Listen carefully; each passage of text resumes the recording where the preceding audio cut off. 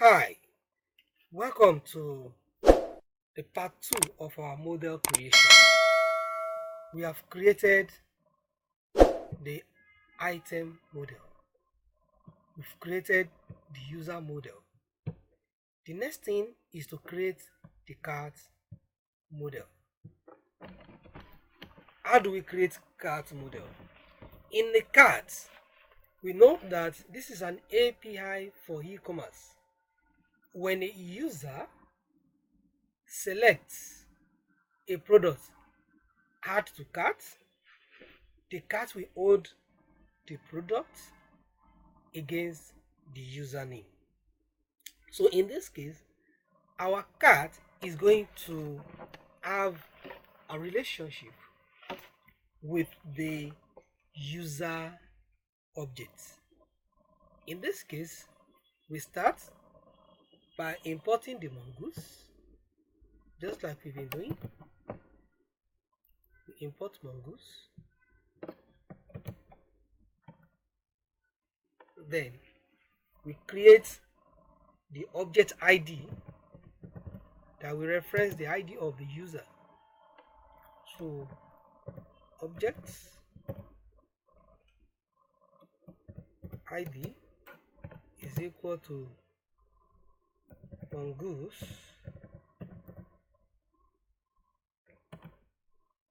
dot schema dot type dot object ID. Okay, so we've gotten the object ID, then we can now create our cart schema. So constant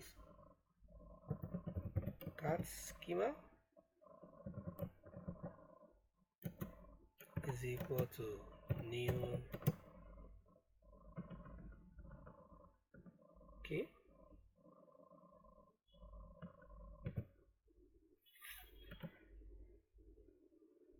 mongoose dot schema. It's a function that takes objects. After this, we have to export the module so that we will not miss that part. Constant cart is equal to mongoose dot model, which we create a cart table with the structure of our cart schema.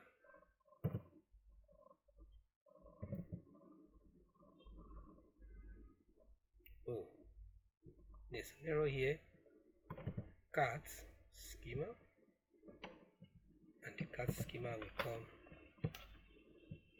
right here. Then we export the module.export is equal to cart. Alright, then let us finish the cart schema. The first thing we're going to have in our cart is the owner of the cart, because individual user that places order or added item into cart, we store the ID of such user. So type is object ID,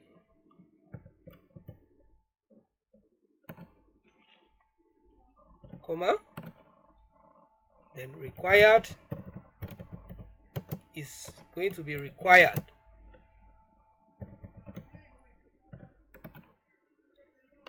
Then is references what is going to reference the user. So the next thing is items of the user, because the user can add multiple items into the cart, we are going to create the items as an array of objects of the item. So the first thing we store is the item ID. Each product will come with its item ID, and then it is going to have the type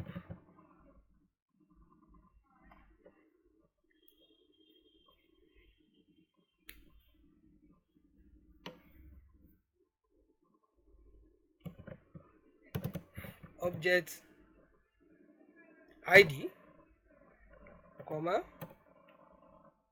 is going to reference the item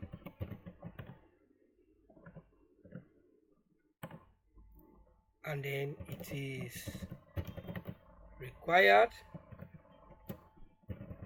true. Then the item will definitely have name,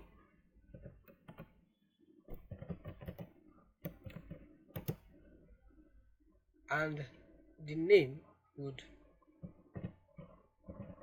be string, comma, then quantity, because if the user should add an item more than one time, we will just increment the quantity of such an item. You don't need to have duplicate of such item in the cart. So the type of the quantity is going to be number, is going to be required,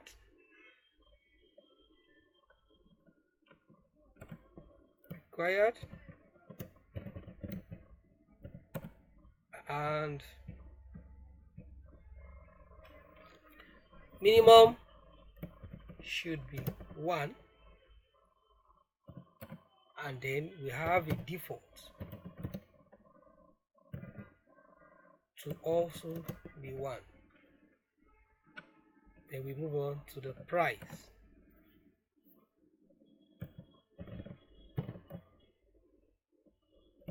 Price is a number, and that is the end of the for each product. Then we now have billing for such products. In case this is individual price of each product. If we have multiple of this, then the billing will show the total number of the item. The price is price of each item, where bill is the total value of the items. So the type of the bill is number, comma, it is required true, and default is 0. Then that is that on this. Then remember, as we have been doing all this while, the timestamp object for it to automatically created art and updated art column for us. So do timestamp is true. That is that on cart. The next object we are going to be creating is order. After the cart, the order will come up when the user has placed an order by checking out. So in this case, we are going to have to import the mongoose, and we have been importing it. We import mongoose, Then the user object that as we did for the cart, the object ID, because we must know the user that placed the order.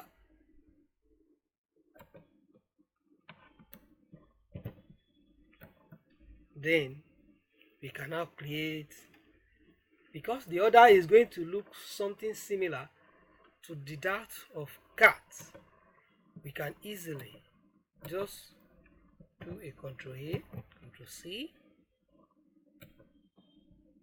Ctrl A, Ctrl V, and change things out. So here we're going to have the object ID, the cart schema we change to order schema. We have the owner that we reference, this is the user, the items as item ID, that is going to reference the ID, the name, yes, we have the name, the quantity, we have it, the price, we have it, the bill, we have it, and the timestamp, we also have it like that.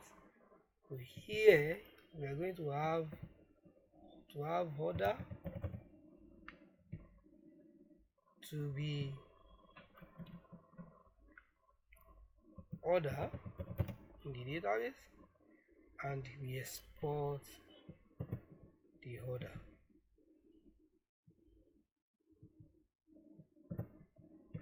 Okay, so that is that on our model creation. Remember,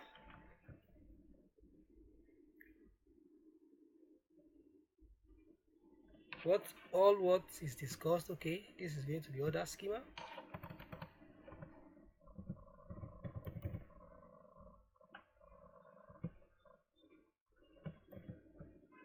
Okay, so we have our order schema created. After creating all these models, the next thing for us is to create our routing.